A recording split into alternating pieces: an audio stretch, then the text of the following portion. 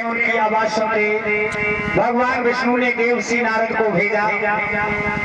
नारद आज सभा में आए हैं और जैसे ही सभा में आए महाराज देवसी ने नारद को आते हुए देखा, आसन दिया, बिठाया नेताजी। और यही नहीं,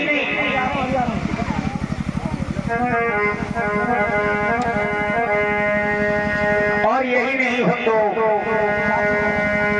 हाथ जोड़ करके महाराज देवसी कहने लगे, आइए बाबा बैठिए। नारद कहने लगे, महाराज क्यों रो रहे हो तुम इतनी तेजी से, क्या बात है? हाथ जोड़कर बोले, बाबा हम तुम्हें क्या बताएं, हमारी शादी को बहुत दिन हो गए, लेकिन हमारे आज तक किसी बेटी बेटा ने जन्म नहीं लिया,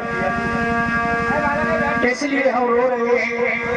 हमने ऐसे कौन से गुनाह कर दिए, कौन सी हमसे गलती हो गई जो हमारे कोई बेटी बेटा नहीं हुआ। देवसी नारद कहने लगे, राजन कौन कहता है कि तुम्हारे बेटी बेटा नहीं होगा? राजन तुम्हारे बेटा होगा, लेकिन राजन तुम्हें एक काम करना होगा। क्या? बोले ही देवसी नारद,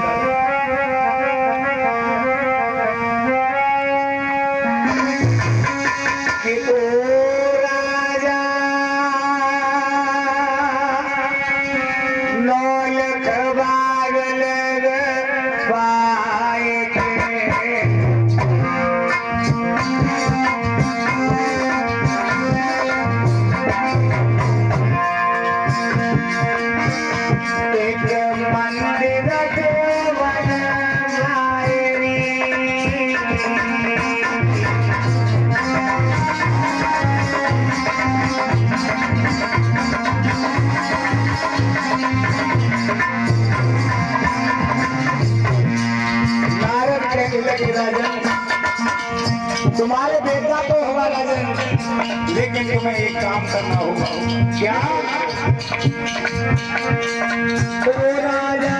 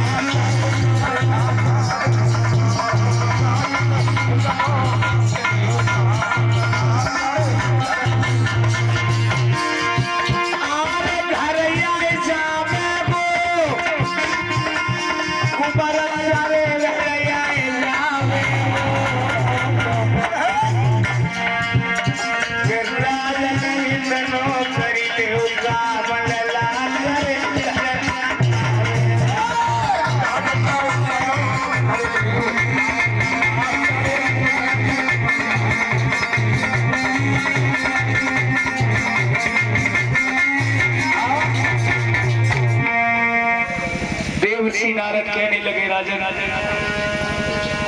तुम्हें एक 9 लखा बाग लगवाना होगा, एक भोले बाबा का मंदिर बनवाना होगा, और एक कुआं खोदवाना होगा, एक सरोवर ताल बनवाना होगा।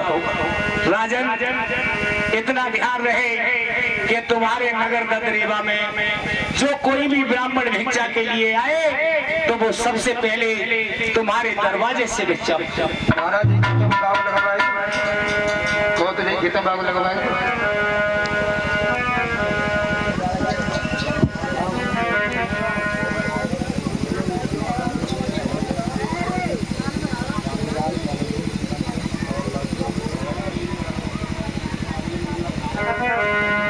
आज भक्तों,